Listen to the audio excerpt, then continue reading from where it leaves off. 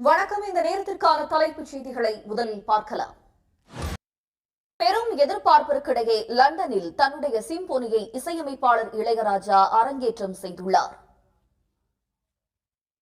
திருப்போரூர் கந்தசுவாமி கோவில் பிரம்மோற்சவத்தின் 7ஆம் நாளான இன்று ஆயிரக்கணக்கான பக்தர்கள் பங்கேற்று தேரை வடம் பிடித்து தமிழ்நாட்டில் விவசாயம் முதல் வாகன ஓட்டுதல் வரை பல்வேறு துறைகளிலும் பெண்கள் சாதித்து வருகின்றனர்.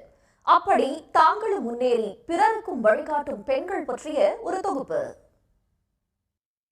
இந்தியாவில் எந்த மாநிலமும் மும்மொழி கொள்கையை நடைமுறைப்படுத்தவில்லை என்றும் வட இந்திய மாநிலங்களில் பெரும்பாலும் ஹிந்தி மொழி மட்டுமே கற்பிக்கப்படுவதாகவும் முன்னாள் ஒன்றிய அமைச்சர் ப. சிதம்பரம் தெரிவித்துள்ளார். முக்கிய நிகழ்வுகளை ஒரு நிமிட செய்திகளாக பார்க்கலாம். ஐசிசி சாம்பியன்ஸ் டிராபி கிரிக்கெட் தொடரின் இறுதி ஆட்டத்தில் இந்தியா நியூசிலாந்து அணிகள் இன்று பல பரீட்சை மேற்கொள்கின்றன.